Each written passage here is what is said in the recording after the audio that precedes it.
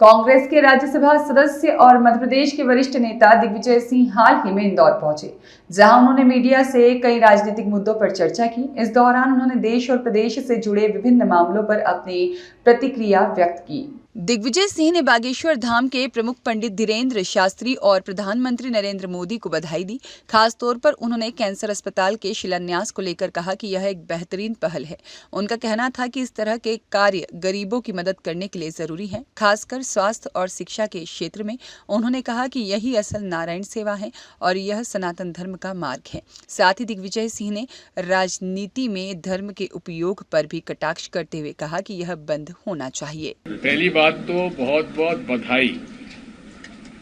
बुंदेलखंड के क्षेत्र में कैंसर अस्पताल का शिलान्यास किया गया है, उसके लिए मैं बागेश्वर धाम के बाबा जी को भी और नरेंद्र मोदी जी को भी बधाई देता हूं।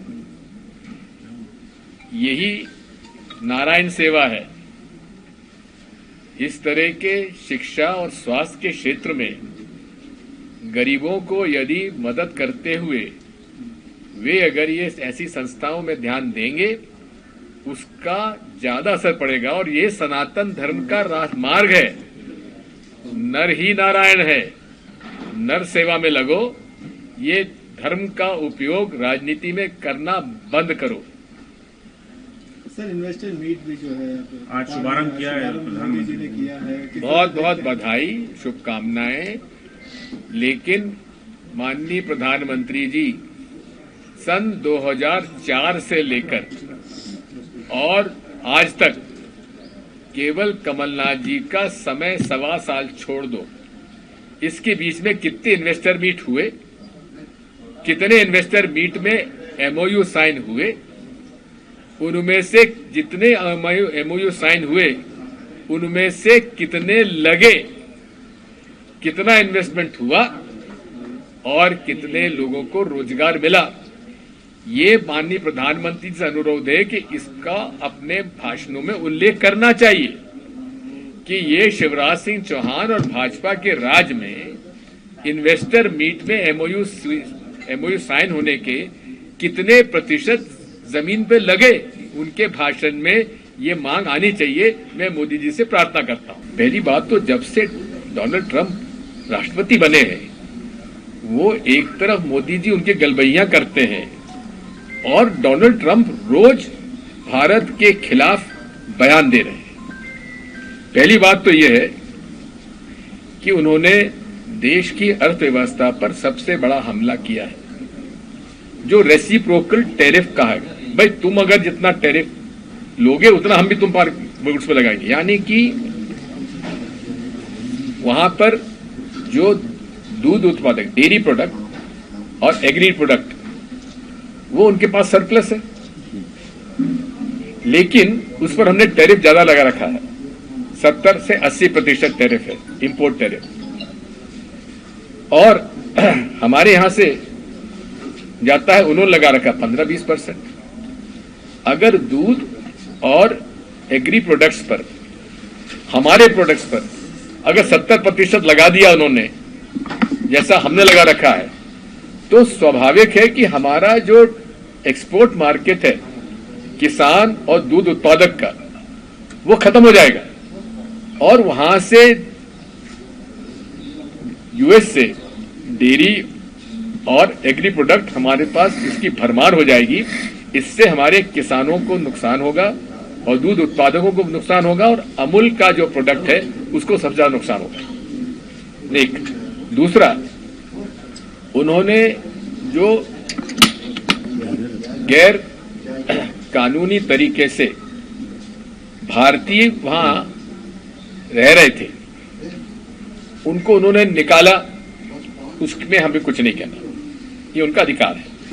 लेकिन मिलिट्री प्लेन में भेजना, हथकड़ी डाल के रखना, उनके सारे मोबाइल छीन लेना और पांव में बेड़ियां डालकर जो भेजा है, ये अपमानित किया है भारत के लोगों को।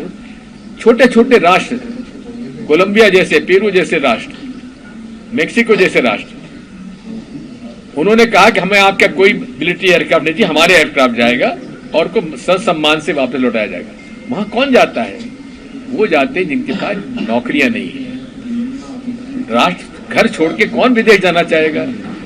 बेरोजगारी की समस्या और ऐसी मुसीबत से जाते हैं वो लोग, पहाड़ों से जंगलों से पता नहीं कहां से बेचारे पहुंच के वहां जाते हैं और उनको एक अपराधी के तौर पर यहां वापस भेजा है। इसमें नरेंद्र मोदी जी को तत्काल आपत्ति करना चाहिए और राष्ट्र से माफी मांगना चाहिए। उनके रहते हुए ऐसा कैसे हो गया? और ये भी देखो कितना उसमें एक खेल हुआ। जिस दिन मोदी जी है उसी दिन उसने वहां से भेजी लोगों को हथकड़ी डालकर। क्या मोदी जी को ये बात उठाना नहीं चाहिए थी? क्या यही राष्ट्रवाद है? यही विकसित भारत का और राष्ट्र विश्व गुरु बनने का उनका ये है? हम उसकी घोर आपत्ति करते हैं और इस पर प्रोटेस्ट करना चाहिए था। अब उसके बाद उन्होंने आरोप लगा दिया कि $21 मिलियन हमने यूएसएड से किया। बिल्कुल सरासर झूठ निकला और उसमें जयराम रमेश ने बड़ा अच्छी तरह से उसका विश्लेषण किया। मैंने उसको रिट्वीट किया, आप उसमें देख लीजिए। तो उसको ईवीएम का ज्यादा सवाल है। इलॉन मस्क तो शुरू से कह रहे हैं कि ईवीएम से वोटिंग नहीं होना चाहिए। डोनाल्ड ट्रंप भी कह रहे हैं कि ईवीएम जो है, कंप्यूटर जो है, ये वोटर इसका उपयोग नहीं कर सकता।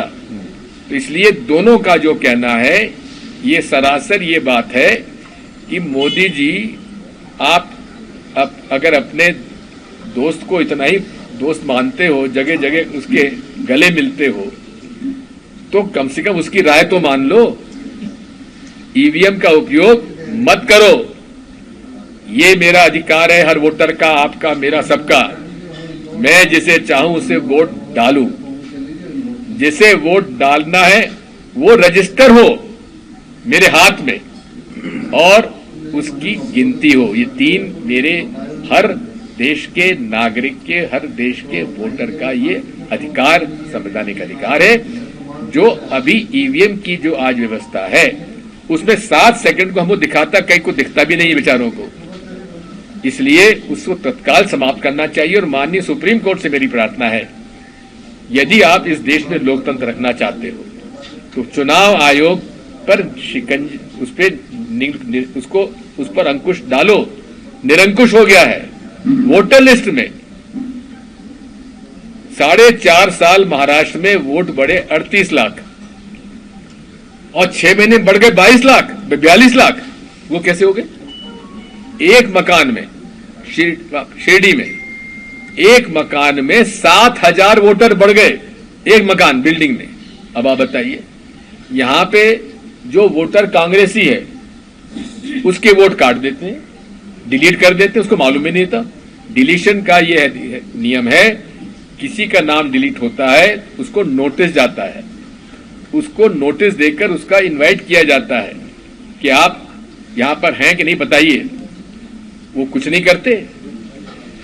हमारे अल्पसंख्यक समुदाय के तो नाम धड़ल्ले से काट देते हैं और भाजपा के नेताओं के नाम, एक का नाम 4 पोलिंग बूथ पे, अलग अलग पार्लियामेंट में, असेंबली में।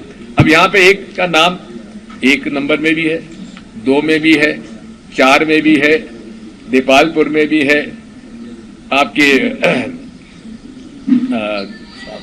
सांवेर में भी है, राव में भी है।